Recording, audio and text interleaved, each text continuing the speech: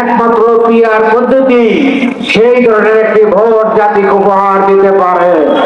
আমরা সরকারকে বলবো, গণমানুষের চেতনার দিকে তাকিয়ে দেখুন, একটি দল বাদে সকল দল পিআরের পক্ষে।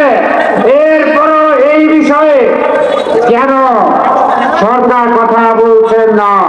আমরা বলছি, সরকার যদি নিজেরাই সিদ্ধান্ত নিতে না পারেন, গণভোট দিয়ে দিন, জনগণের হাতে ছেড়ে দেবে, জনগণ ভোটের ভিত্তিতে ফয়সালা নেবে, হবে কি হবে না। আমরা সরকার কাছে দাবি করছি, গণভোট দাবি করছি, পিআরের ফেভারে আমরা জনগণের ম্যান্ডেট দাবি করছি। কাজে সেই পদ্ধতিতে আগানোর জন্য আমরা সরকারের কাছে জোর দাবি জানাচ্ছি। সম্মানিত ভাইরা, আমাদের আন্দোলন সবেমাত্র শুরু, এখন এই শেষ নয়।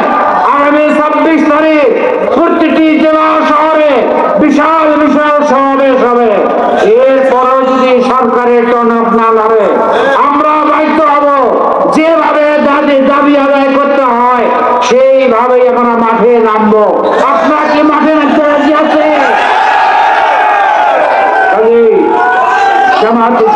যখন যে আহ্বান জানাবে, সেই আহ্বানের সাথে আহ্বান রেখে আমি আমার বক্তব্য শেষ করছি।